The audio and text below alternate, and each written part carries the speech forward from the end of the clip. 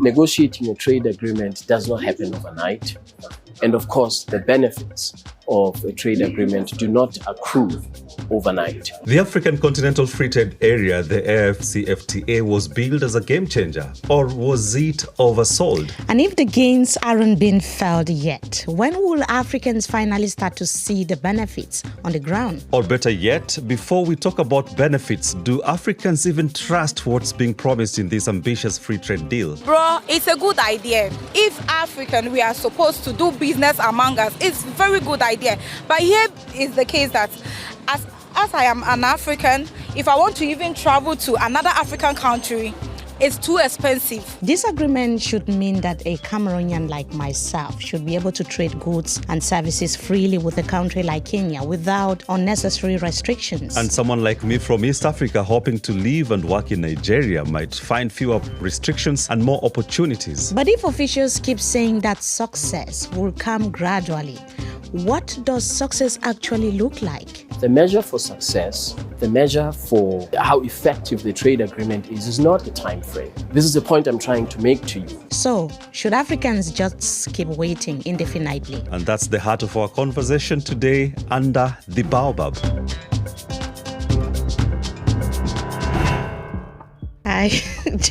George, you're always looking at me like I should tell you to start when you are supposed to be saying hello. Tell me to start. Go ahead then. Okay, hello, and my name is George Okachi, and it's great to have you with us under the Baobab.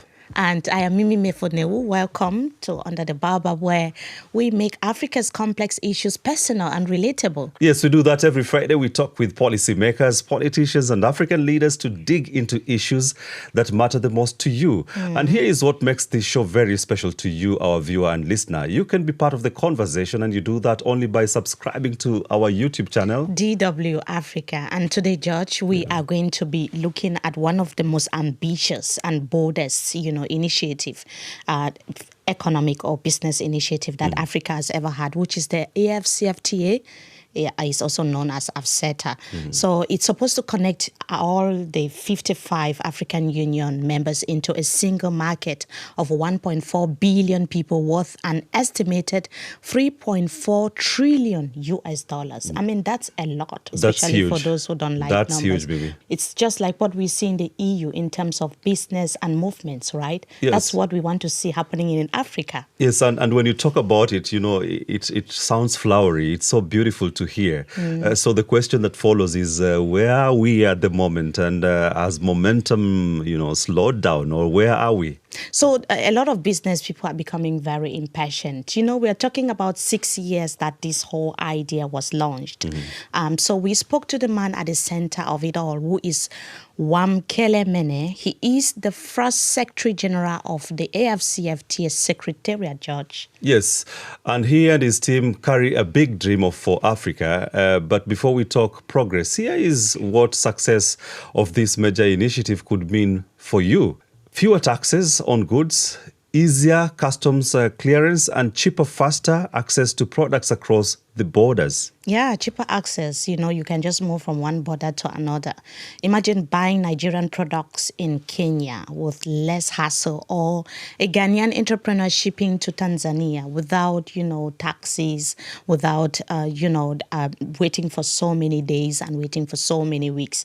That's what we want to see when it comes to this free trade area agreement, right? Yes, and to our, followers, this sounds very promising, and the AfCFTA could open up jobs, technology exchanges, and smoother travel, something close to how Mimi has mentioned Europe functions. Yeah, this sounds like a big, it's very ideal. It's like a dream come true for Africans. I feel like I should be, if I'm in Cameroon, for instance, I should be able to move to Nigeria if I want maybe to buy fabric from Nigeria. I should be able to just move freely and get it and bring it back without paying a lot of taxes at the customs services.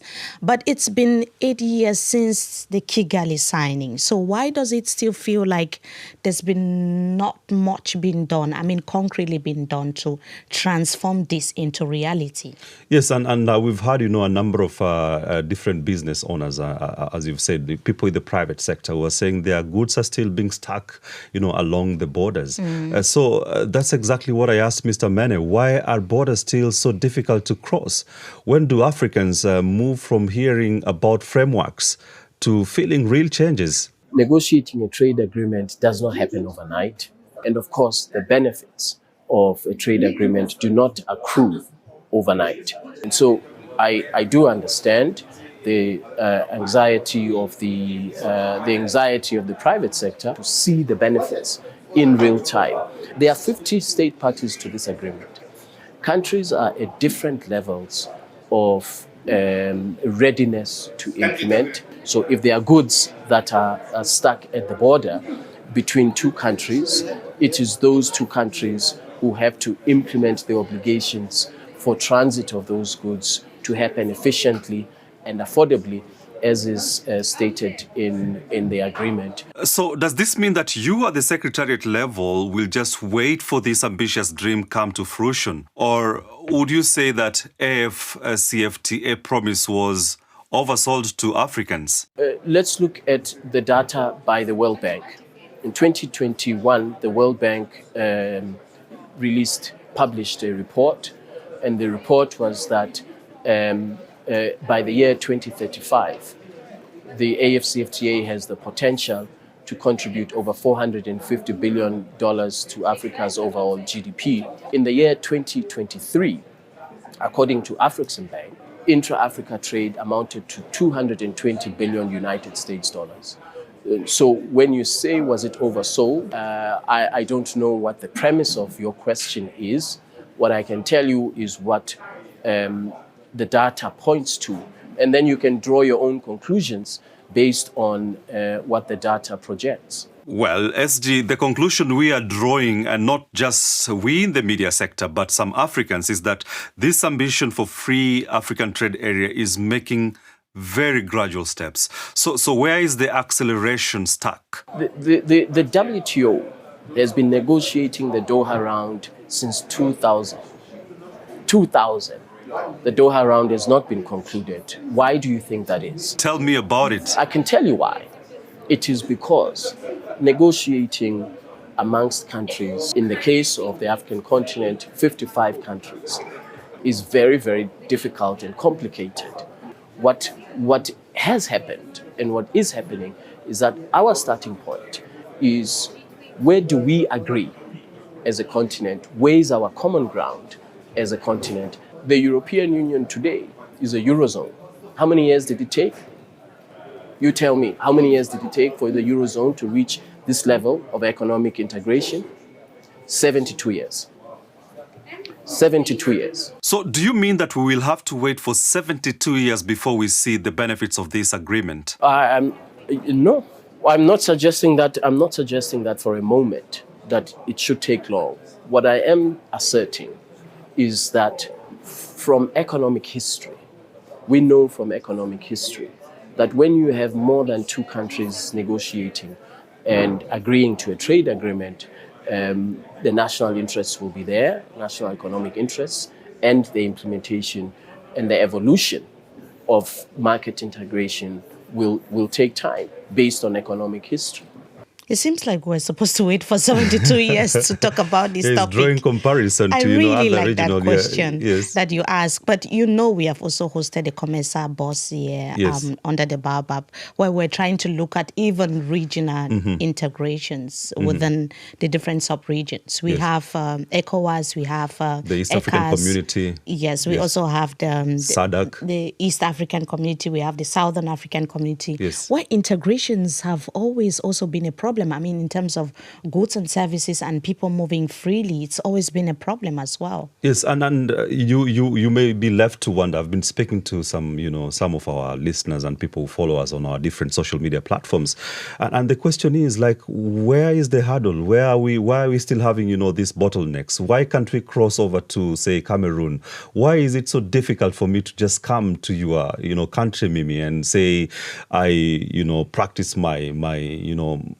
trade, and my journalism? It's so difficult to understand. Yeah, we could hear from Mr. Mene that he is saying that these deals, it's easy to sign, but it takes time to materialize. And he said it's a work in progress. So we can't help but wonder why someone like a Malawian trader will be struggling to access just the East African market.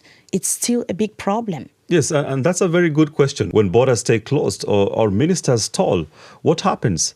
Are there real consequences, or is AfCFTA ambition without enforcement? I pressed Mr. Mene further to get to know what exactly have they achieved so far. We have a robust private sector strategy. We engage directly with the private sector, informal traders, for example, smallholder farmers.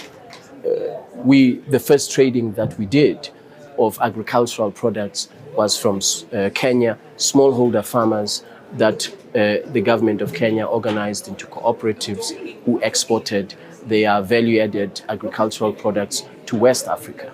That's just one example. And so private sector engagement is absolutely key, working with the ministries of trade in various countries. Now, if the agreement or the initiative fails to transform trade, jobs and production in the next 5 years, who should we hold accountable? Is it the African leaders, member states, or you are the Secretariat? Before I answer that question, let me ask you, why 5 years? We've just discussed the European Union, the Southeast Asian Free Trade Area, all of them. You considered 72 years in the Euro. Now you are talking about 5 years. I think it's unreasonable. I think it's unfair, and I think you are intellectually dishonest. I think you are intellectually dishonest. You've just considered that for full integration in the European Union with less countries, that it took them 72 years. Now you are suggesting that 55 countries must advance in 5 years. I don't think that's intellectually honest. I do not think so at all. But let me answer your question. This is not an agreement only amongst governments. It's signed by governments, it's negotiated by governments, but the beneficiaries are intended to be the private sector, particularly SMEs. The premise of the point you make is totally unacceptable, because you are saying that in 5 years, if it fails, who is to be held accountable? I don't think that you would suggest that for any other region. George, what you are saying is so unacceptable. How can you say 5 years? And intellectually dishonest, that is what he says, yeah? So throughout this conversation, George, Yes. Mr. Mene keeps comparing AfCFTA to Europe's or Asia's free trade agreements. Yes. You know, he's looking at, okay, if we have to compare, let us see how many years it took for the EU to get to where it is today. Currently, yes. And also the Asia free trade area to get to where it is today. But perhaps Africa shouldn't always be comparing. And I like that conversation you had with him, because you could see you were pushing him to the edge to understand. Yeah. Should we always compare instead of trying to lead by implementing things faster and differently? This is the 21st century. Yeah, we cannot be a trailblazer Right. for that in the matter. past, the challenges were more, things were different, but now things can be done quite faster. We have AI, we have technology advancing, we have leaders that should be up to speed, up to date, instead of giving excuses. Yes, and I can't agree with you more, Mimi, because every time you push on, accountability question, they keep on comparing. Like if you talk about inflation, I mean, that would be maybe unrelated to today's topic, but a leader would talk about look at inflation in Europe, or look at inflation in a different country. Why should we always compare? Yeah. And one thing, Mimi, because we speak to our listeners, they are tired. That is the feeling we are getting from them. They are tired of promises. They are tired of, unending, big dreams. They want real actions, tangible, solutions to their problems. And talking about our listeners on the ground, we wanted to find out from Ugandans how they feel about this. AfCFTA. And we also had to go to Ghana. Yes. Ghana is also, very big when it comes to businesses within the African continent. Our correspondents in the two countries had to speak to citizens to find out what they think, whether they trust that it could unlock new opportunities for the people. Let us hear from them. I've been asking myself a lot, why can't we just move goods freely among we Africans?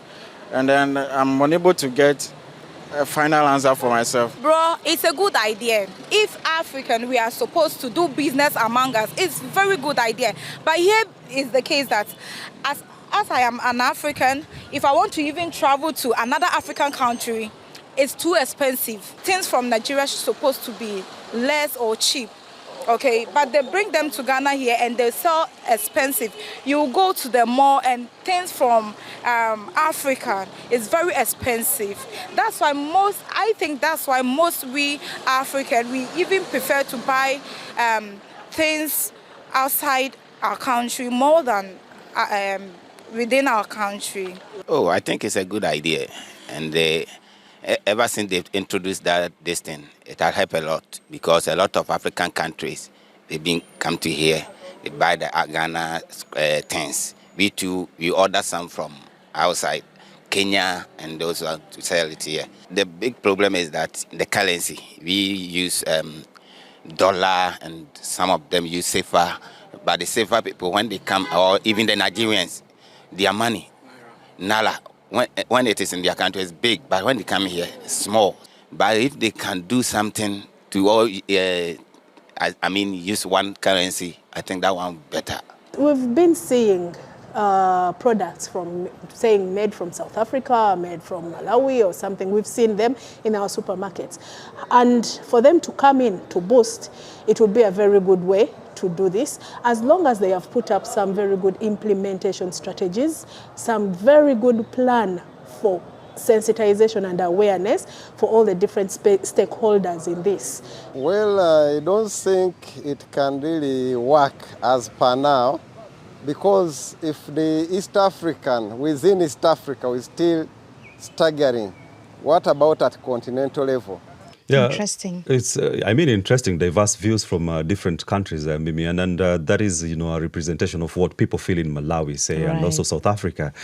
But what struck me also from one of the, our people we spoke to from Ghana, is that he mentioned something about, monetary unity, in that Africa, an imagination that Africa could use a single currency. Yes, we remembered Muammar Gaddafi was talking about this before, you think it one can Africa, happen? one currency.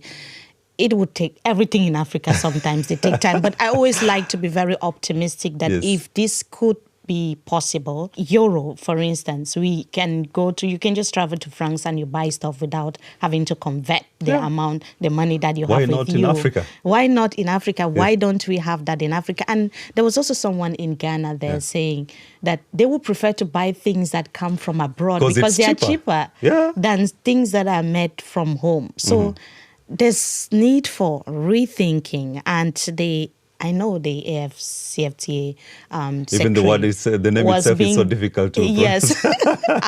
Yes. He was a bit like trying to be very defensive, but these are very constructive, arguments from people who are on the ground themselves, speaking about how do you make things cheaper, especially given that world's big players like the US, China and EU, as well as the Gulf states, are competing for African markets as we speak.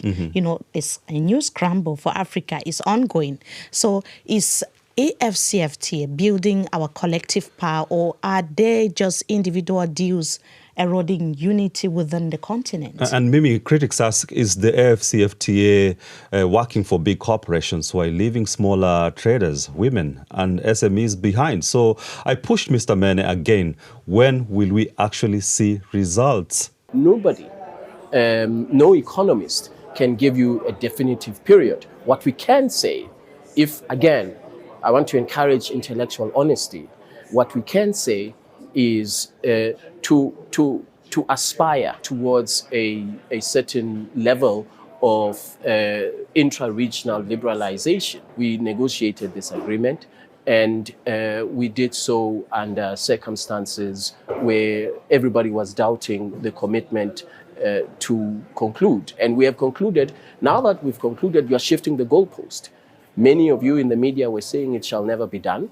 Now it has been done, and now you are producing, you are presenting us with a new set of criteria. But Mr. Mene, I'm sure you would appreciate that we are doing so because it is our job to hold you to account. And if Africans are being promised free trade area, shouldn't the promise have timelines? So what would be the measure for success? The measure for success, the measure for how effective the trade agreement is not the time frame. This is the point I'm trying to make to you. The measure is the extent to which you have private sector engagement, the extent to which the transit of goods and services happens, the degree of, and the percentage of regional trade that has been stimulated by the trade agreement. It's not the time period. We would like to see, obviously, in the shortest period of time, fully liberalized intra-Africa trade. But I do not think that you cannot find anywhere in history where there is that benchmark which is based on time. Of course, we have to be able to set objectives to know whether we are achieving them. There must be timelines, definitely. Any smart idea must, have any, a timeline when it is going to be implemented. Yeah. Because if you leave it like that, it means that then we can even wait for 72 years. Right. And we're just talking about the other countries now scrambling for Africa. Yes. There should be the need for Africans to show that we can actually do be this business so definitely. that the benefits should be win-win instead of trying to give the impression that we are still learning and trying. Otherwise, the African continent will continue to, just keep giving instead of receiving or being on that, the same scale as, those who are coming to trade with the continent. Yes. I'm afraid to say that. So he says, don't rush. Don't rush. Keep the faith. And but be patient. I don't think so. So he also asks us to be intellectually honest. But under the baobab, we ask accountability questions, and we also go beyond politics, George. It's not just the hard questions. We try to, sit down and take our guests under the baobab again to get to know him or her on a personal level. Here is the rapid fire question segment. What is your favorite food when you are young that takes you back home? Oh dear, you have gone from very serious macroeconomic issues to cuisine, fish and chips. Hiding spot as a kid during hide and seek? It would have to be in the cabinet. First music album or song you saved up for? It was Bob Marley and the Wailers. Zimbabwe. Well, that's interesting. It's my favorite as well. And go to family game night tradition with Malika and the kids? Arsenal playing Chelsea. And now this one, funniest home-cooked meal that you failed while trying? Biryani, Martin Biryani. And how about pet name you call your spouse when no one is listening? Mon petit chou-fleur. Say that again? Mon petit chou-fleur. And what does that mean? My little cabbage. Interesting. Secret guilt pleasure snack during late night after work? That would have to be a single malt whiskey. Okay. Yes. Preferred way to unwind after a long Accra day, beach walk or binge watch? Beach walk. Beach walk. And our dream vacation spot if work duties disappeared for a week? Cabo Verde. Book or movie character you secretly identify with? I haven't thought of that, actually. But Things Fall Apart is always very instructive by Chinua Achebe. And if not diplomacy, what random lobbying would you master overnight? Maybe working in a hotel, because I spend a lot of time in hotels. In fact, my next job, I want to be general manager of a hotel. Competition. I thought that's how you call me, George. Try to be romantic for once. No, not be romantic in any way, because today we're talking about a very serious issue. And here's the thing. 6 years after its launch, the African Continental Free Trade Area, the AfCFTA, the acronym is so difficult to... Or you just say AfCFTA. Okay, remains more as a promise than progress, as it has been hampered by weak implementation, structural barriers, and entrenched political and economic challenges. In fact, analysts are warning that it risks joining the list of Africa's missed opportunities, white elephant projects. That's how we can also put it.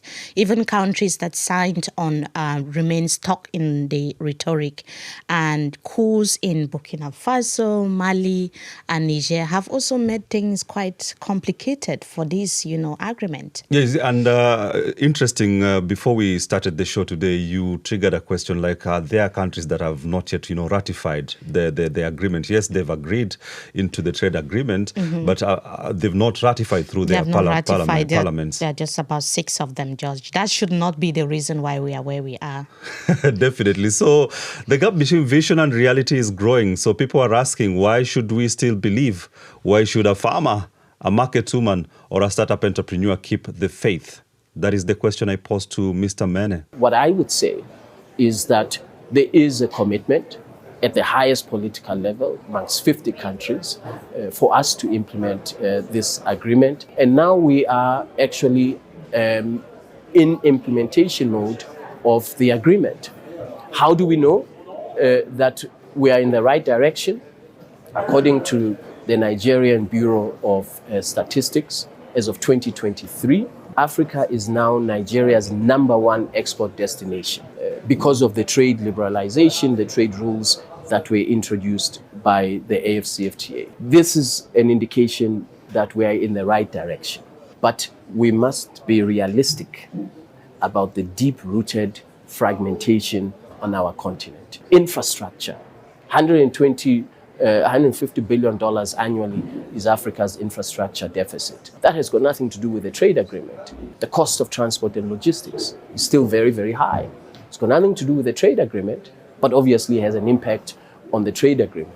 So when you say at the beginning of the interview that there are private sector who are saying it's not working, transport costs in Africa are high, logistics costs are high. That has got nothing to do with the trade agreement. Absolutely nothing to do with the trade agreement. It's a policy issue that, of course, must be addressed as to the extent that it is linked and has an impact on trade. So let's be honest about these intellectually when we are discussing these things. All of these things have an impact on the pace at which goods are traded or services are traded. He keeps talking about intellectual honesty. Yes. So the AfCFTA is the African People's Deal, a collective project that we have been talking about during this program. We wanted to know what you think should be done to speed up things, at the level of maybe within the AfCFTA Secretariat. Let us know what you think about this. Yes, I mean, Mimi, it's true. We've talked about it being an African People's Deal. It's more of a Pan-African idea, right? And if it works, it benefits the entire continent, definitely. So my take home within the conversation is that Mr. Mene insists that we should not, benchmark it to timelines, of implementation. But I still believe that any idea must have timelines, even if it is 10 years, even if it is 30 years. Tell people that this is what I plan to do within a spread of 30 years. So the implementation can be in phases. Maybe in 5 years, I assess myself, this is what I've achieved so far. Yeah, so that maybe a designer who is probably somewhere in Nigeria or in Cameroon or in Ghana can sell their products somewhere in Kenya without any major hurdles. Exactly. So that's what we are talking about. And if you care about conversations like this, political, tough discussions like this, which are very, very necessary in Africa, you can also subscribe to under the to our YouTube channel, which is DW Africa, so that you can follow our Under the Baobab conversations. And where can people also follow the show, George? Yes, you can follow us through YouTube, our YouTube channel, that is DW Africa, and also Spotify or Apple Podcasts, as we continue to slow down, ask bigger questions, and put power under the microscope. My name is George Okachi. Until next time. And I am Mefo Newuh. Thank you for watching.